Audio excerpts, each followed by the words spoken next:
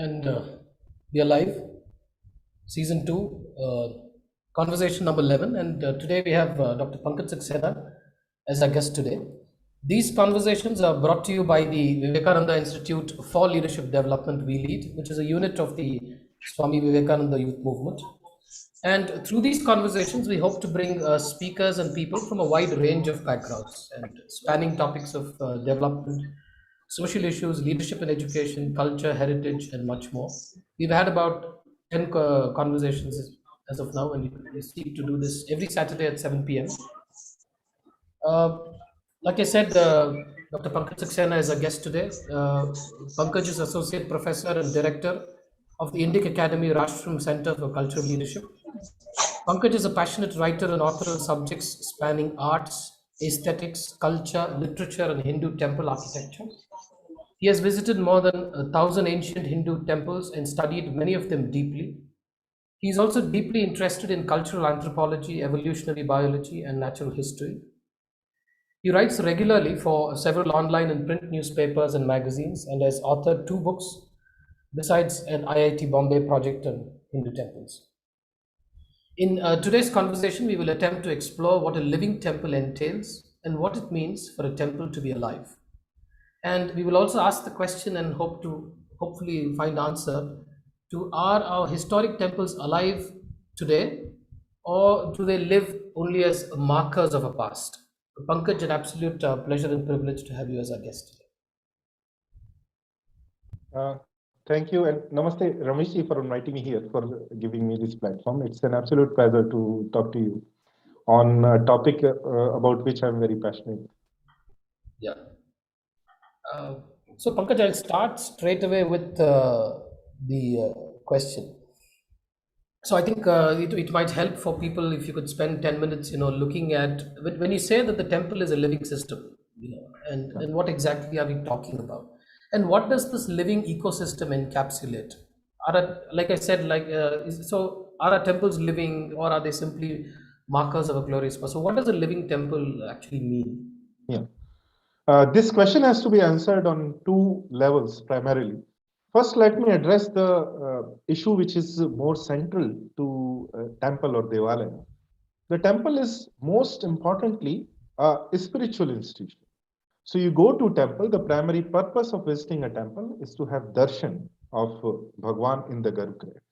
So from that angle, a living temple is the one in which a vigraha is there, which is not khandit, which is living in the Garbhagriha, which is under puja, under worship.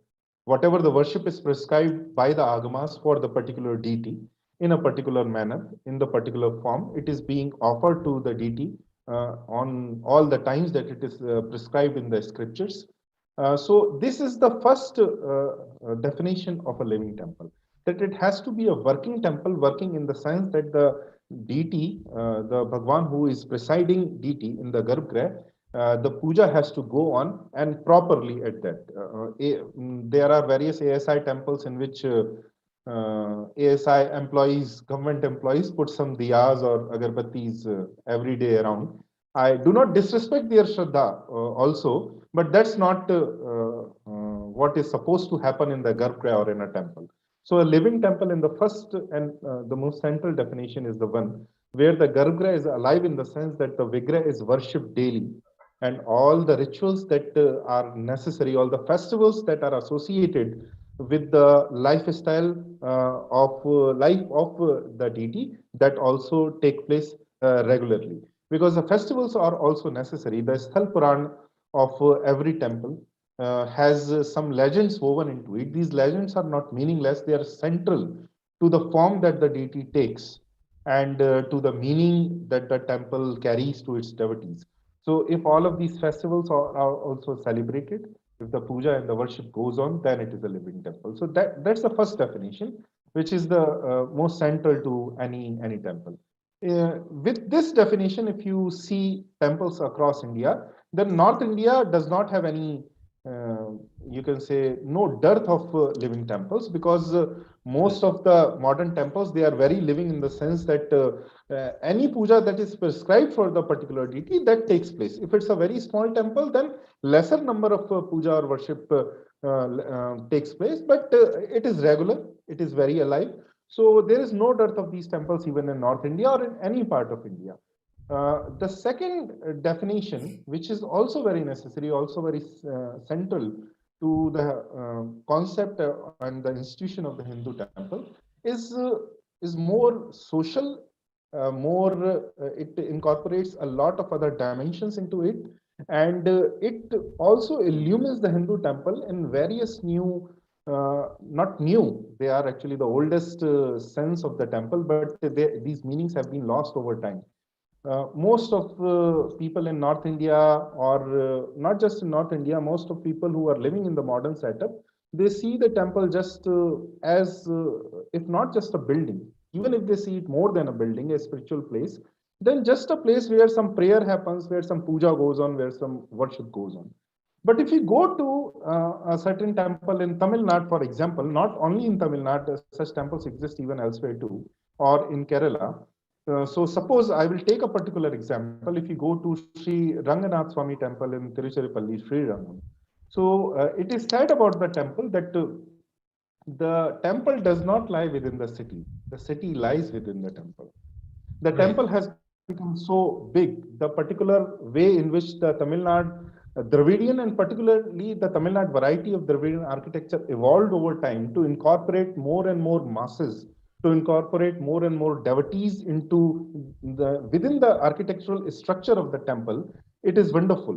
They did not just expand the building as such; they started building prakarams and studied with four gopurams, four gate on four sides. And when the crowds increased, they built another concentric square, another prakaram outside this. And in Srirangam, there are 7 layers, 7 prakarams. And the temple has become so huge that if you enter the outermost gopuram, if you enter inside it, you technically you are technically inside the temple, but you can see buses flying through, vehicles going through. It is such a vibrant place. The temple has incorporated even banks, shops, and all the activities of a city that takes place in a town.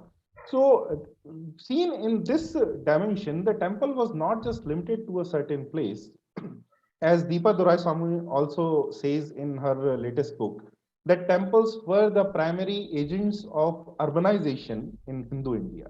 So it was not the urbanization in the modern sense, in which there is mindless destruction of nature and ecosystems, in which you just clear some land and bring resources from anywhere you can, uh, uh, build great canals or such structures and bring water from outside and just build huge cities anywhere.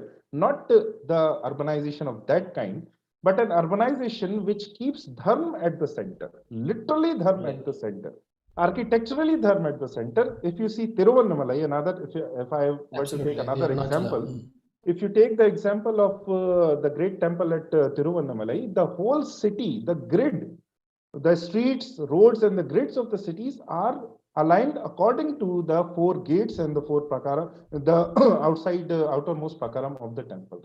So the temple is not just spiritually or mentally, intellectually at the center of the psyche of the Hindus who live within that city. It is also architecturally and literally at the center of the city. So this is how Hindu temple became a central institution in Indian society, because our intent was to, if you do anything and you forget dharma, then sooner or later it is bound to become monstrous, become evil, and become a destructive force.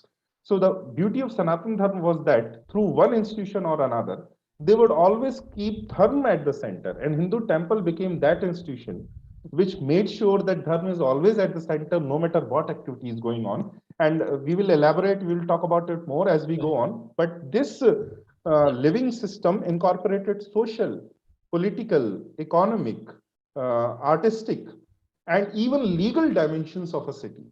You can say educational and also health dimensions of the city, anything, all the dimensions of modern life that we can imagine now. The Hindu temple would take care of all of these dimensions. I was going to come to that. I think you did a sweep of most Yeah. of the questions that are to follow. Uh, one of the things that I was no, couple of things which you mentioned. I think one is that there is a sannidhi, or the deity which is where the prana pratishtha has happened. There has to be a ritual. There has to be a proper puja that needs to be done for a temple to be called living one. And in that sense, most temples, even the modern temples, would be categorized as living. Uh, but all of the other things that you mentioned, that life, when you speak of it in this fashion, life seem to revolve around the temple as a socio-economical, as a cultural uh, center of the life of people. Because if dharma was at the center of everything, then the temple, would it be okay, I think would it be okay for me to say that if dharma was at the center of life, the temple was a demonstration of how dharma manifests itself in that sense, and therefore became the center of life, and everything revolved around it. Actually, the temple was the concrete manifestation of dharma. How does dharma makes itself manifest to individuals? Dharma is not a person. Dharma is not directly an institution. Right. It makes itself manifest to the individuals or to the communities through certain rituals, customs, and tradition. And Hindu temple is an overarching institution which incorporates all of these rituals, customs, and tradition. So dharma becomes very concretely manifest in front of the individuals who are to practice it in order to live a life, dharmic life, in order to proceed towards on the path of moksha. So that is the idea of the institution. So I'll come to all of the other aspects that we quickly touched here. But there is one question, that I quickly wanted to ask, and therefore, like you to clarify that.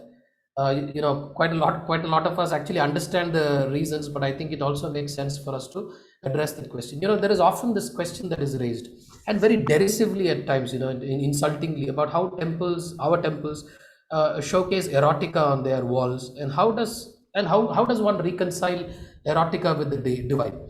Yeah. Clearly, as there is a gap in understanding that these were only at specific locations, the external walls, for example, and in a sense symbolic of the progression from the gross to the subtle and all of that. So I would like you to, and I know you've written about it as well, so I would like you to expand it at some length, expand it at some length in terms of why this whole arrangement. As you move from the outer to the inner, you could see the whole temple, moving from the gross to the subtle, much like our own, growth itself, spiritual growth itself, from without to within, kind of. Yeah, very good question, Rameshji. First, whenever this question is put to me various times, because ever since I've been studying the Hindu temple, Right. actually almost every month I have to encounter this question. So I've sort of arrived upon a manner. I reverse the question. People ask, why is there erotica in the temple? I ask, why not? What is so Absolutely. offending?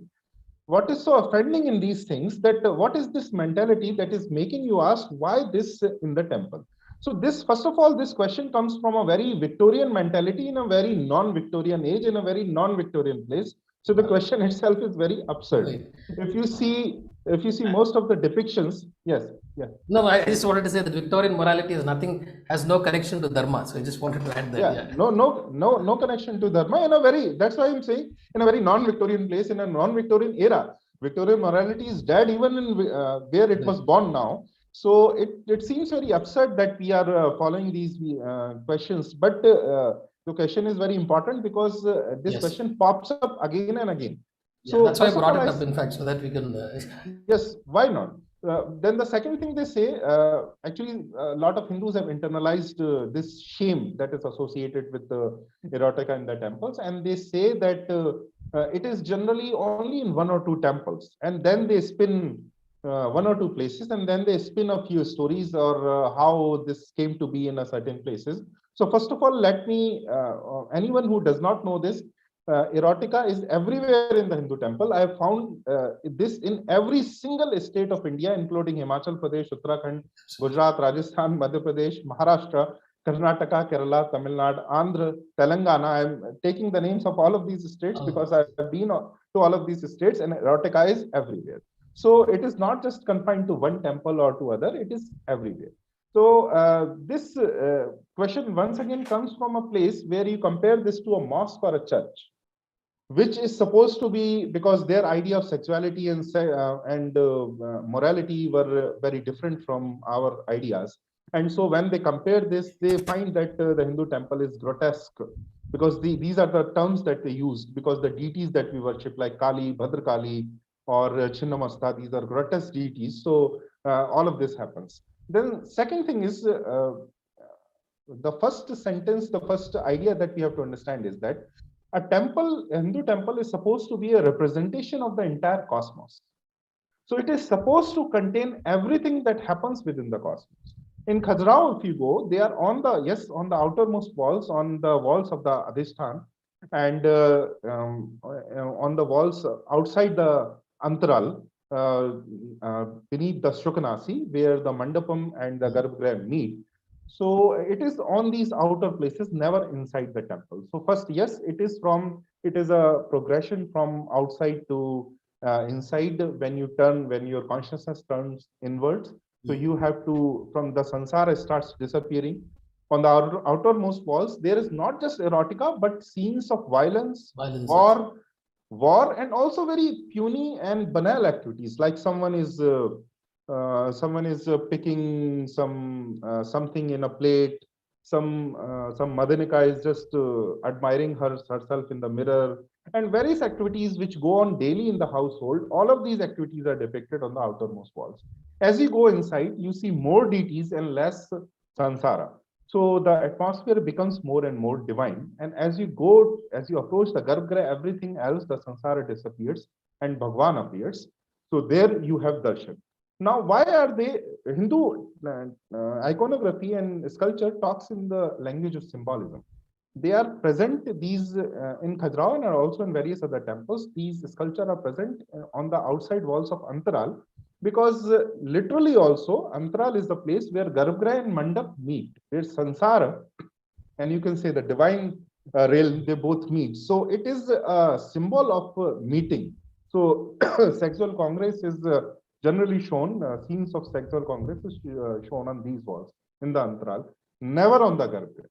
So all of this is depicted, and we never shied away from it. It was before this morality came, before Raja Ravi Verma clothed our gods and goddesses in blouse and petticoats and all those covering neck up to here. If you see the depictions of goddesses, and I'm not just talking about Kali or Durga, even you see Saraswati, Sharda. I'm sorry, I'm having a cough these days. Just a second.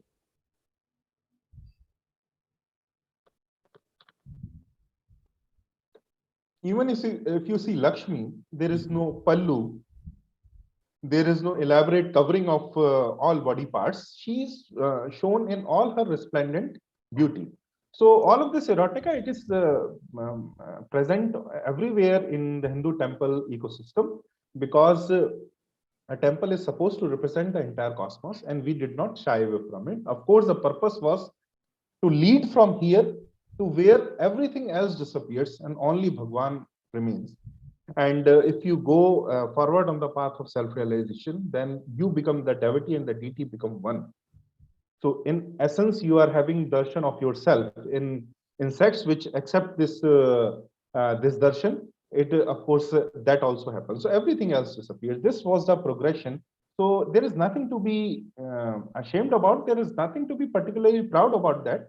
It is a part of the Hindu temple, because it is supposed to represent the entire cosmos. So this is how we should take it. Khajuraho, someone did a survey, only 8% of the sculpture is erotic, and all that's why I hate to use any guide in any of these places. But it's the 8% that but it's the 8% that's talked about 80% of the time. So yeah, 80% of that. So, if you take a guide, he will only take you to those sculpture and nowhere else. And even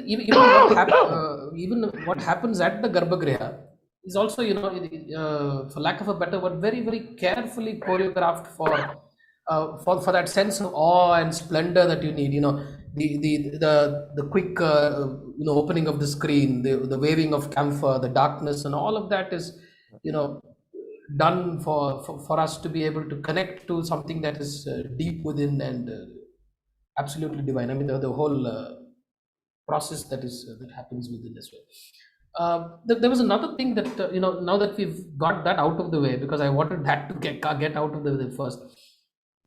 For a long time, and we don't see this now, the temple, you touched upon it at the beginning. The temple is much more than just a devalaya. It's not just the house of God like typically the western it used to be a kalalaya, it used to be a vidyalaya, and also to a large extent a socio-economic safety net in a sense, besides being the cultural treasure house that it was. So in that sense, also the temples are were living, and I would argue that they're not really living in that sense also. In the sense that all of these things we seem to have, we miss out, or we don't seem to practice or even encourage now anymore. Yeah.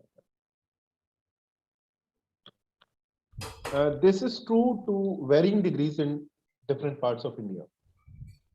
Despite everything that they are trying to do in Tamil Nadu and Kerala to the temples, there is still largely very living temples, even on the socio-economic thing, because the communities is still integrated. Even in a metropolitan city such as Chennai, the legends of the famous Kapalishwar temple in Mylapore is connected to the legend of a Vishnu temple, which is just 1.5 kilometers away. Because Kapalishwar temple is a form of Shiv when he, in anger, cut off one head of Brahma because to dispel him of his ignorance. But still, it was Brahma Hatya because he is the foremost of the Brahmins. And so he has to atone of his sin. And for that, he goes to Vishnu, and this temple lies 1.5 kilometers away. So every year, there is a yatra where the Utsav Murti travel to, and this whole drama is enacted, this whole legend is reenacted. And the deity passes through the streets of the town, of the city. And every single person in those streets, they take part. They take part in the celebration, they contribute in some way to the Utsav, the festival, and the activities that are going on. So still, it is a very organic part. It is a very living thing in the sense that the even whole town, whole city is involved in one way or the other. This is sadly disappearing because not just there is no organic disappearance, it would have grown. We can see that the public display of religiosity, even Hindu religiosity, is increasing by the passing year and not decreasing. So if there is any decrease, you can be assured that it is done through the agency, collusion of the state and various other institutions, national and international, which are trying to kill this beautiful ecosystem, like the British killed our education system. This temple ecosystem is now being killed by the state and various other players like missionaries and their friends across the market. So it is not organic. In 1970s, there was in 1970 or 71, I forget the name of that act, but a tenant act which declared that everyone who is residing on a piece of land for let's say more than 15 years or 20 years, and if it does not have the deed of the land, then the government will declare the land in his name and give him or her the deed of the land. It will be in his name. Now, what happened with this fun law? The entire beautiful ecosystem of the temple was destroyed unthinkably. And no, I think that the government at that time was not particularly targeting to destroy the temple, but they were insensitive and very neglectful of the needs and the ecosystem, the local indigenous ecosystems that existed. So with the temple, why did it destroy? Why did this seemingly innocuous act destroy the temple ecosystem? Because temple was a center of welfare in a Hindu ethos, in a Hindu society. The welfare was done not just through the king, but through the agency of the Hindu temple. Everyone would donate to the temple, the kings, the Vaishyas, and every even commoner, and the temple would redistribute the wealth to those who were in need. It had a system of doing it. It was not an allowance, just like the unemployment allowance of the state. It was in exchange of a service. A devotee, if he or she were to accept something from the temple, And this something was usually in the form of a land. The devotees were given these lands because lands are also donated to the temple. And they were allowed to till the land. They were allowed to earn their own livelihood. They were allowed to feed their family and to pass it on to their children until eternity. They could not sell the land, and in exchange they would offer one service to the temple, because temple needed many services to be done. The food for the deity had to be grown, and it had to be made. The clothes had to be sewn, and there were various other activities. The flowers had to be offered to the deity. There were various activities. So the devotees had to offer some service to the temple. And this was the beautiful ecosystem in which the wealth was redistributed, and redistributed with the bonus that Dharma gained in every such transaction. Whenever someone donated to the temple, Dharma gained. Dharma was at the center. Whenever the temple would redistribute the land or wealth to someone, Dharma would once again gain. It was a beautiful ecosystem in which temple became the center of social welfare.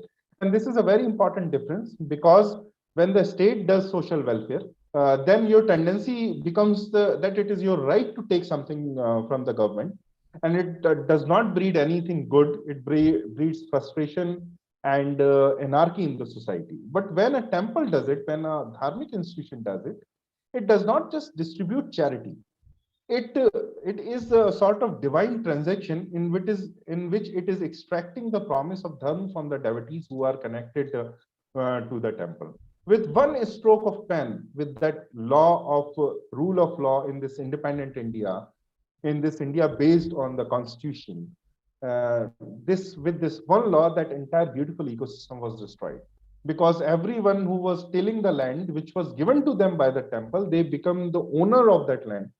And because most of these in places like Tamil Nadu and Karnataka, most of these were inside big towns, living, thriving towns. So they immediately sold these lands to big builders, and they constructed huge buildings. This has happened in Bhubaneswar too.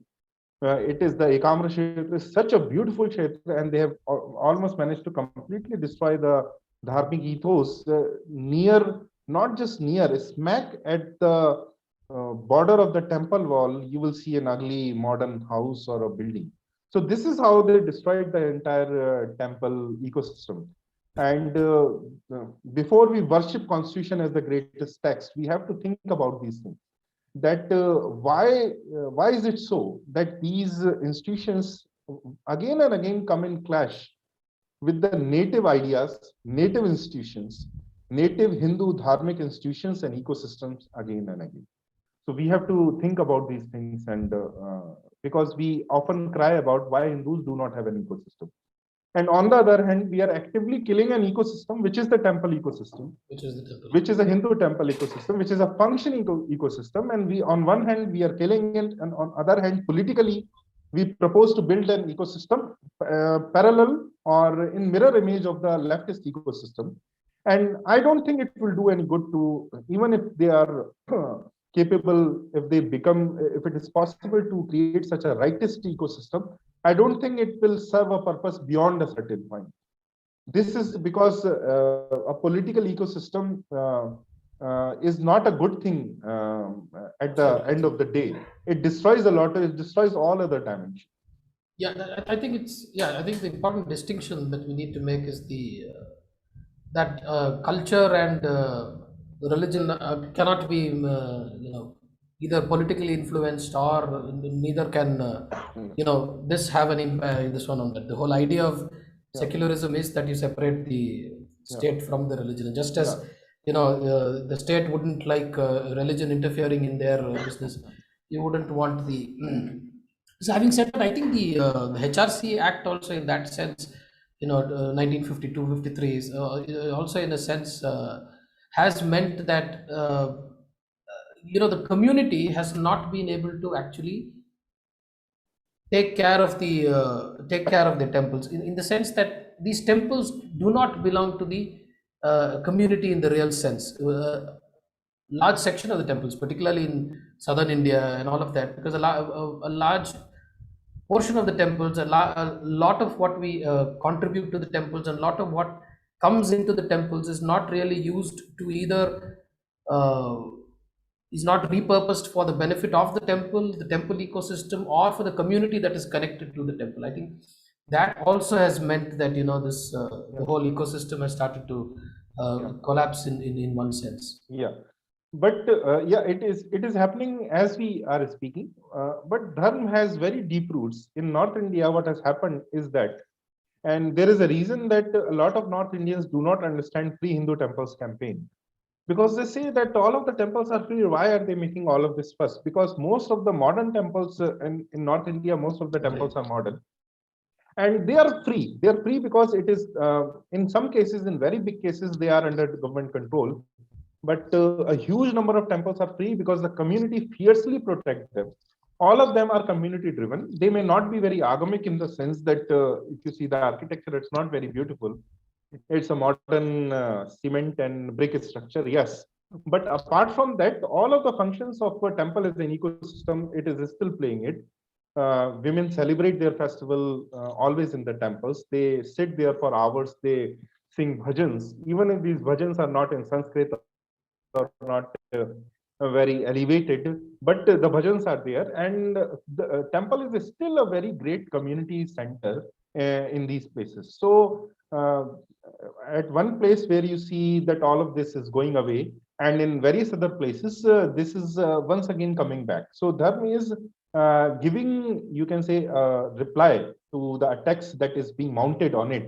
If only we can be more aware of whatever is happening, and if we only can keep this awareness of the attacks on Hindu identity, then I think we will have very positive results in the coming decades. Okay. Before I take up a couple of questions that are there in the chat, I want to make a little segue and talk about an aspect that I am at least curious about. We've talked about it, but I think quite a few people. So, you are a student of literature, right? I mean, if I understand, you're a student of literature, and so why, and when did your interest in temples begin? And how has it evolved over the last decade? I understand that it's close to 10 years right now since you've Yeah. taken this keen interest. How did it happen? How did a student of literature suddenly and decide to do these large tours that you take, and then go on these? Yeah, the the interest is now close to 13 to 14 years when I first started on this. And I was a student of literature in the real sense because I did not study literature in school or college or university.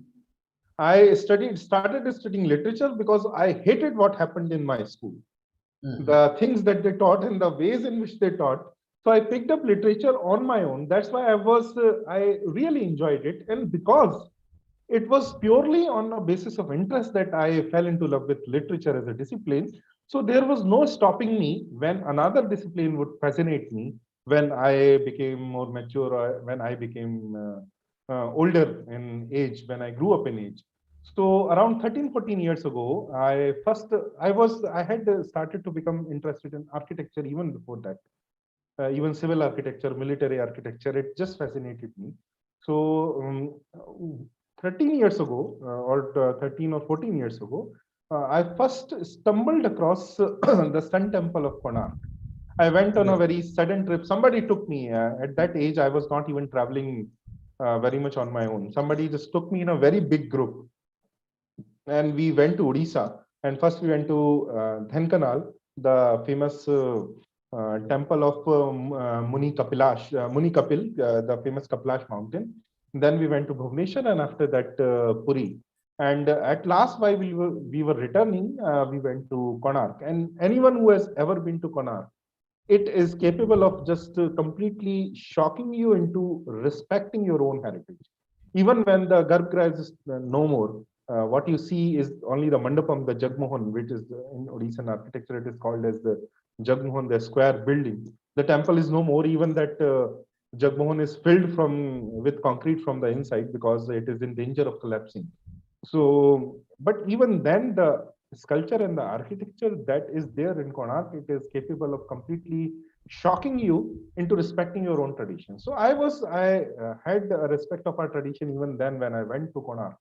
But I was shocked that if we could create such great heritage, then there has to be something more to this story, not just this one temple.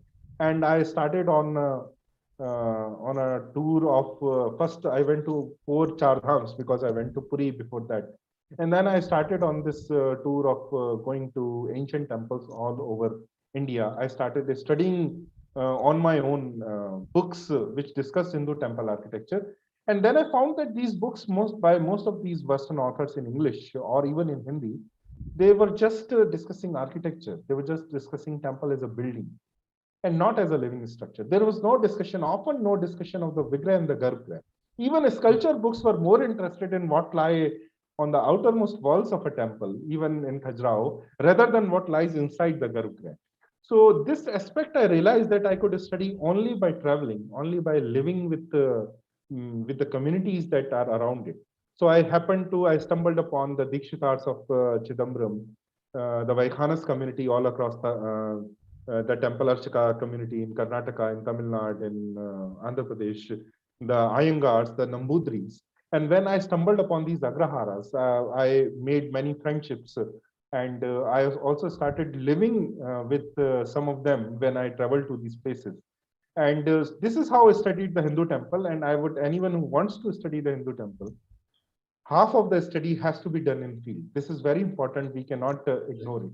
It is not something you can, with the best of the books, with best of videos and audio, you cannot just study the Hindu temple just from the books, just sitting on your table. You have to go meet the community, because just like we discussed earlier, it is a living system. It has so many dimensions inside it.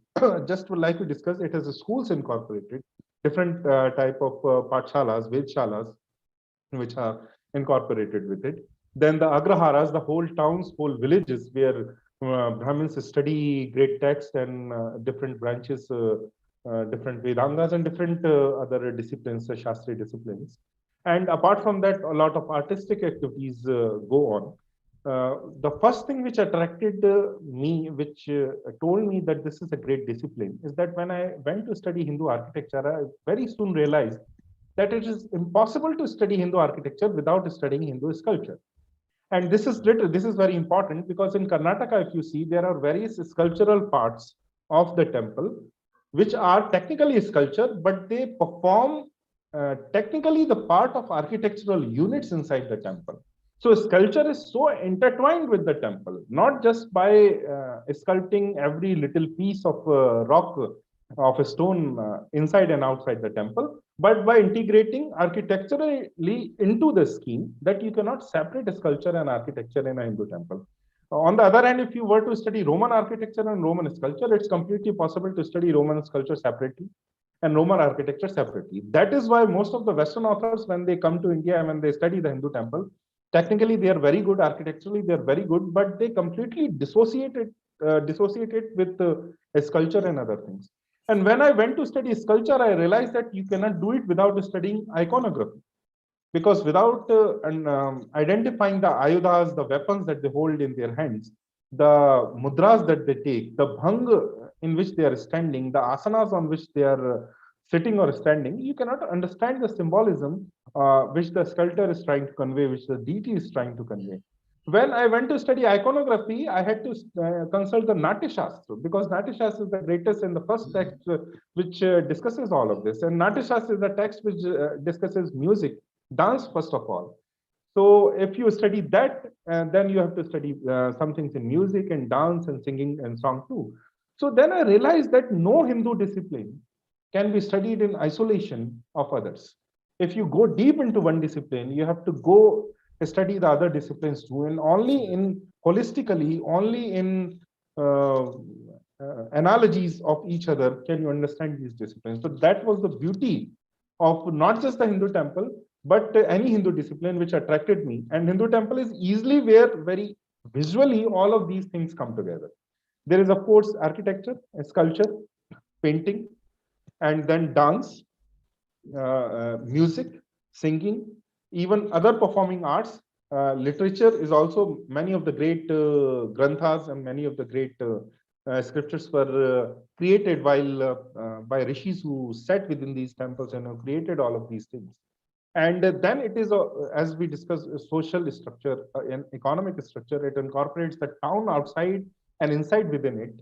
And what most shocked me is that in various of these temples, they also function as legal institutions. If you Absolutely, go yeah. to the Veernaran temple in Belawadi, the one temple, Yog Narasimha temple, people from all around come to the temple, take Bhagwan as Sakshi, and solve all their disputes in front of the temple, Archaka, in front of the Bhagwan. So 90 to 95% of the small disputes never go to the courts. And this is not just about one temple. I started finding this again and again in various temples in Himachal. Chamba is a town which was left undisturbed by the Islamic invaders. And so if you go to the center of the town, the Lakshmi Narayan temple complex is beautiful. People marry their children within the temple. They give their feast there. If they have to celebrate the birthday of their child, then they go to the temple. And in front of the main temple, there is a square which is called as Nyaya Chabutra. So the very name is Nyaya Chabutra. People of the town come there, sit in front of the Bhagwan and the deity, and they solve their disputes amicably there. And the focus of this, once again, when dharma, when you do law, when you practice law by keeping dharma at the center, the focus is to reconcile the two parties and not to punish. The purpose of the penal code, the purpose of state driven court is to punish when the crime has already happened, and it doesn't create any sort of reconciliation. It is just a way of increasing animosity, increasing the bad karma that has been generated. While at a temple, what happens is that the focus is to live together once the crime has happened. How to live together after that? How do two communities reconcile and go on with their lives after such a crime has happened? So this is how large the ambit of the Hindu temple was. We have to keep this in mind while we make any laws regarding. Yeah, as you were speaking, I was reminded of a couple of things. A common friend who was also on one of the conversations, the early conversations. I think conversation number 3 was Prashant Bharadwaj, who's the Archaka of the Belawadi temple, Veeranarayana temple. So Prashant also was mentioning about the legal system that exists and how so many cases are actually solved within the prakaram of the temple itself with the deity as the arbiter, and being able to and most of the decisions that are taken, and in addition to all that you mentioned, it also meant that till the invasions happened, and gold was, and all of that was started to that the Islamic invasions happened, and gold and many of the riches were plundered. uh, People felt absolutely safe leaving their wealth, or the king also contribute, most of the wealth got stored in the temples, because it meant that you would be committing a grave crime, a grave adharma, if you were to plunder a temple, and therefore it was absolutely safe there. And many of these temples also seem to uh, you know Yeah, also sponsor many of these programs, functioned as banks as well, yeah, small banking yeah, system yeah, yeah. within the space. The couple of questions that I take from the chat, somebody's asking, has Pankaj written a book on his temple interest? It would be a fascinating read. Thank you, sir. In future it will be, but so far no. I have written one book on the temples of Morena, the district near my birthplace where I was born. So documenting all of the temples, but it is generally a survey and a complete exhaustive survey of the temples of Morena. I will be writing, hopefully writing books on temples in future though. One book of mine is on a single Kshetra, Mutt, Shri Kshetra Siddhigiri Mutt in Kaneri, Kolhapur. It is a Lingayat Mutt, and it has done wonders in the past few decades about incorporating the local community by keeping Dharma at center, by developing, not the modern development, but by making them self-sustainable in various things. So I did a study of this temple. So that is another book that I have written. But I will be focusing more on this aspect in the coming years. Thank you.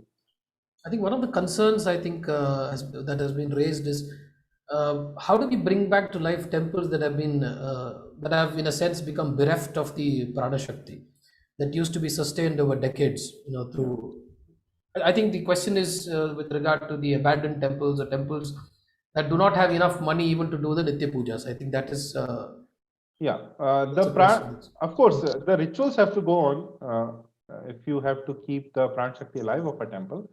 But it is also not so easy to kill. It becomes dormant for some time. But if it were to be invoked, if there is a sankalp of the local community and of everyone residing there to rekindle the temple, then the Shakti, which has always been residing there but dormant, it reappears. Ram Sarup ji said a very good thing about, let alone about Hindu temples, but about the pagan traditions all over the world. The Hindu temple, Hindu society, Hindu culture and civilization is very much a living tradition, even after all the attacks on us. It is very much a living tradition. But the pagan polytheistic sects that are dead all over the world, he said that these gods have not gone anywhere because gods do not die. They have, we just have lost the ways to contact them. So what we have to rediscover is ways to contact these gods again. The gods are there. They will appear once again if we start doing it fervently and with deep sankalp in our mind. See, that's why I always say that we have to bring changes in society and culture. Because once the cultural change is so palpable, so big, no politics can ignore it. It's not Right. like our politicians love minorities.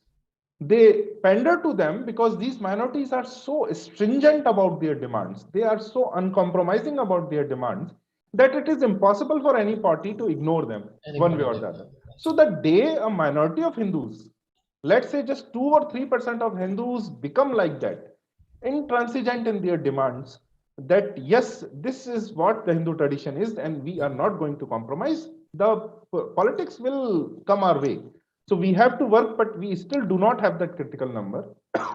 Absolutely. But I am hopeful because in the last 30 years, when Ram Sarupji and Sitaramji created Voice of India, they created a great tradition Right. of awakening people about the threats that Hindu society faces. And look, in just 3 decades, there are thousands of people educated on Voice of India books and books like that. And now there are people like you, Rameshji, people like me, people like who are listening to this conversation right now, who are capable of understanding these issues, who are willing to devote their time and resources to so that in this yag about Desh and Dharma. So imagine what can happen in next 3 decades if we manage to pass on the baton to next generation and keep kindling this awakening. So right now what we have to do is we have to make more and more people aware of issues, both Hindu, both which are constructive aspects and also about the threats and the dangers that we face. Both of the things have to go on at the same time. You have to, you can never forget what you really are, and you can never forget what your ideological enemies are, what the enemies of the Hindu society, ideological enemies of the Hindu society are. If we take care of these things, even our internal differences won't matter.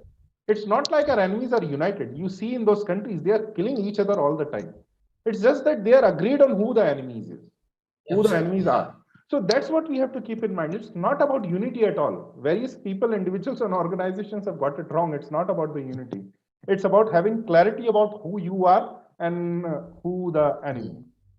I think that there is some clarity that is emerging in terms of we ourselves have seen, when I say we, we've seen how, when it comes to issues that you call threats. I think there is a unity of purpose that's already come in, and but there is still some way to go, like we've discussed. And there was an important point that you brought up, and I think I would like to press on that, because I myself have approached most of the approach to Dharma itself on that line, and that is to look at one aspect and then expand from there. Very often people try to take this approach, I'm going to be reading everything and come up with. I think you need to take up one aspect and look at it as a little window that you open into the landscape of Sanatana Dharma. So when you open that window, peep into it and see what is the landscape that you see, then start going through that landscape. So I think that approach that you spoke about is something that I can very, very intimately relate to. I think that's the only way we can approach this whole There are metaphors Right. to this approach in our Shastras. Indra's net is perfectly that. That Absolutely. every speck of the universe, every speck of the cosmos reflects every other particle of the universe. And if you study just one speck, you will understand the entire cosmos. So if you study just one discipline deeply, the Sanatan Dharma has designed all of these disciplines so that you will be able to understand the highest and the most abstract of truths. It doesn't matter what discipline Doesn't you have matter. devoted yourself to. And I've as you know, I have decided to dedicate myself to the Vishnu Sahasranama for the Yeah, next 3 4 years. yeah. It's almost 2 years, and I realized that about 40% of the way in, the amount of reading that I've had to do only to understand these names. You take up one name, you have to read about at least 10 15 different topics that you need to understand before you can actually start reflecting on each of those names and the kind of meanings that they come up with. So I think that there is a question on, I think, on the weapons also. I think there is a question on the gada which is wielded. I would like to answer this question because I've quite often I speak about the gada as, because Vishnu's is called Kaumodaki. It's essentially to shatter the delusion of that is there in your mind, kind of a thing. So if there is anything else that you would like to add, so I That is think that, precisely it. yeah. So Precisely. so that is one, and it's a blunt force weapon. So. Yeah, yeah. And I think we have about 7 8 minutes. A couple of questions that I want to quickly run through. So after close to 1,000 years of Islamic depredations, and the Islamic and British depredations and loot, in the last 75 years, my own thing is that I don't think we have done enough to preserve most of these temples or even revive their glory. So while we talk about many things, what actually explains this seeming lack of cultural ownership or responsibility? And do you see a silver lining in the dark clouds at all? I know you're an eternal optimist, and many of us are pessimists, but you are, Pankaj is the eternal optimist. Yeah. So do you see a silver lining at all in the dark clouds that seem to Yeah, go over us? I do not describe myself as an optimist. I just take sansar as it On is. a relative scale, I mean, like I'm Yeah, comparing yeah, you to me, so yeah. I see sansar as it is, and what I have understood about, if I have understood anything about from the scriptures, from the legends in the Puranas that I've heard, that the world never goes in one direction only. There is always the other and the exactly opposite current, which is always present. So things can never be entirely bad. Things can never be entirely good. Even Ramayana has villains. Even Ramayana has kidnappings and people who Ravan, although he's made a hero these days, but he was a rapist and he was a criminal absolutely. in various other ways. So there were all sorts of, there was arson, there was rape, there was mass murder. All of these things existed even in the times of Sri Ram.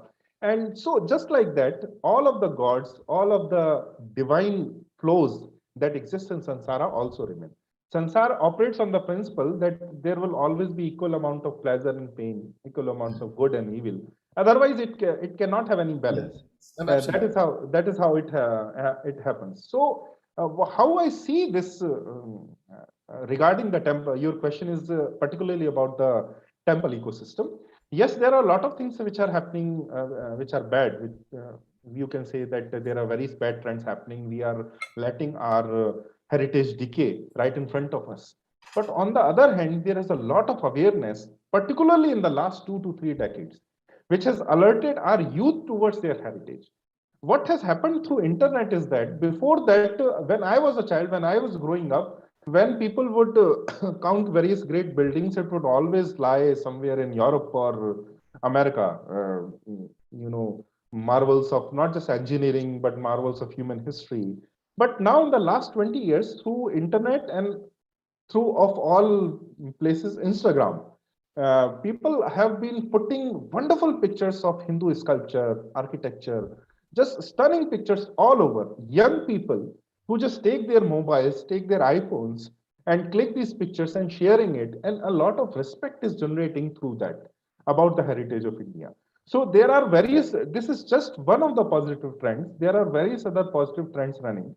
If you see the pictures of ASI, 200 years ago, pictures and lithographs 150 years, 120 years ago, then the state in which the Hindu temples were was pathetic, except a few functioning temples.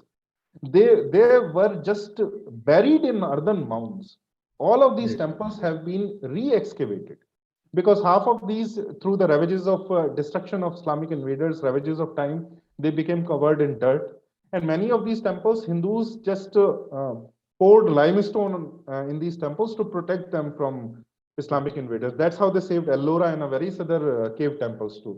So, if you see the state of temples, just imagine the psyche of a Hindu in somewhere in 1800. He is not ruled by Hindus. They are ruled by a foreign culture, a foreign company, and all of these their devalayas, they are lying in ruins. They are getting destroyed all the time, and India was undivided, so the percentage of minorities was very great at that time. Things were much bleaker.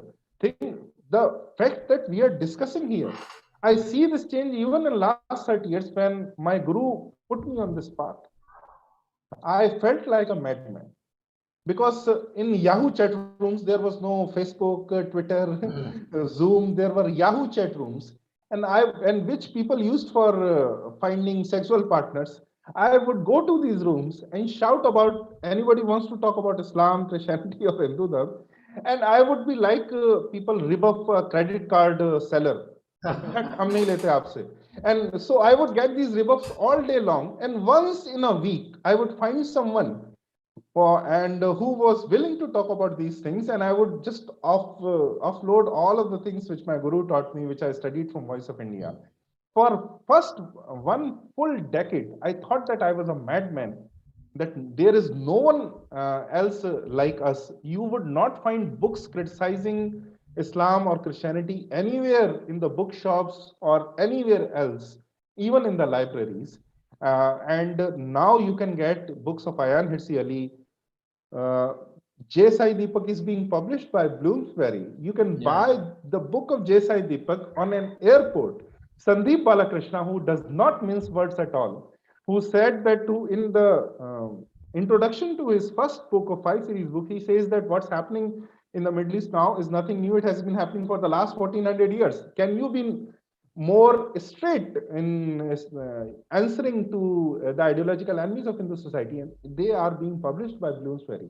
We have found this niche. We are in a stage where our enemies have woken up that yes, the Hindu society can wake up.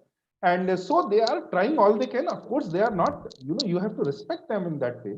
They're very strong, they're very clever, they're very persistent on destroying us. And the power, Shakti, the universal consciousness, it does respect such tenaciousness, Absolutely. I such mean, such yeah. dedication. So it is the consciousness is rewarding them for the time. But if we manage to revive even 2 to 3% of Hindus to the dangers that they face and to the wonder that Hindu society, culture, and civilization are, then nobody will be able to face this tide. And let me tell you a secret: when there are lots of comparison when Greece was being destroyed by Christianity, when Egypt was being destroyed by Christianity, and various people from our side, like Abhijit Ayar Mitra, they've predicted end of Hinduism in the next 100 years. Let me tell you one very significant difference between what Greece and Rome were and what India is right now. There were no hopes, no new scholars, no new youth which was interested in ancient pagan Greek religion when it was being destroyed. It was just the lament of old men watching their Right. tradition getting destroyed. But right now, I see lakhs of Hindu youth who they may not be very clever, they may not be very intellectual, but they are committed to protecting their dharma. This cannot be happening in vain. The Supreme Consciousness, who has created this universe and maybe multiple and infinite universes, it cannot be defeated by the political ideology on a single planet, which is a creation of its own. So we have to keep this in mind. Of course, while we are fighting on ground, all of this is very real. This is a drama. While the drama is being played, all of us have to play our roles very, you can say, realistically. But understand that Supreme Consciousness is real. It's not like my belief against theirs. It's not Absolutely. like they Yeah. say that Allah exists or Jehovah exists, and we say no, there is Supreme Consciousness. Shakti really exists, supreme consciousness, it really exists. And the way it is described in the Vedas and in scripture is literally true. So that cannot be defeated by these political ideologies. They may burn some books, they may destroy some temples, yes. They may destroy some traditions. We may have some temporary setbacks, but we will rise. This is a tide that nobody can ignore now. So put all your resources into waking up the society. That's why I'm shouting like a madman these days about Diwali and cracker ban. I have got crackers. I'm going to bust crackers, but I'm shouting like a madman because, and I have got at least 50 to 60 people committing. We had abandoned busting crackers for past 2 decades, but now we make it a point, and you have inspired us, and now we make it a point to bust these crackers. So we keep doing this, and we will win. There is absolutely Ram cannot lose, Krishna cannot lose. We will win. I think that's I think the key point that you make here is that if you can't, if you're not allowed to have a public display of your own culture, that culture cannot exist or survive. But I think the reason why people of other religions make a public display of their religiosity in that sense is primarily to show that it can't. There's and when Hindus or people of the do not make a public display of this, I think it essentially means that when you withdraw, it means that you're starting to give up. I think that's an important and very very nice point for us to wind this down. I think we must have multiple conversations, and obviously we'll also have other chats that we will keep doing. But it's been. I must also add that this particular session has been sponsored by the Vivekananda Institute of Indian Studies, which is part of the Swami Vivekananda Youth Movement and Vivekananda Institute for Leadership Development. They are also running a program called Understanding India. Part 2 is going to be there, and Pankaj is going to be one of the faculty on that team as well, including many of us who are here. So I also want to take this opportunity to thank VIS for that, and Pankaj, it's been an absolute pleasure reconnecting. It has been a great pleasure, Ramesh. It's an absolute pleasure. I mean, always nice to hear you. Not just hear you, but I think people also should be reading Pankaj. I think quite a few people here on this chat may have already read what you write, because he's one of the finest writers that I've read. Thank you, sir. Thank you. Yeah. I hope I deserve the praise that you lay upon me. No, not at all. Yeah. Thank you everyone, and have a great weekend. Yeah, we will continue to bring you these conversations, and this is going to be a widespread. I think we've spoken on multiple topics, and we'll continue to speak on all of these topics. And thank you everyone. Thank you Pankaj. Thank you. On behalf of SVY and We Lead, have a great weekend, and bye bye.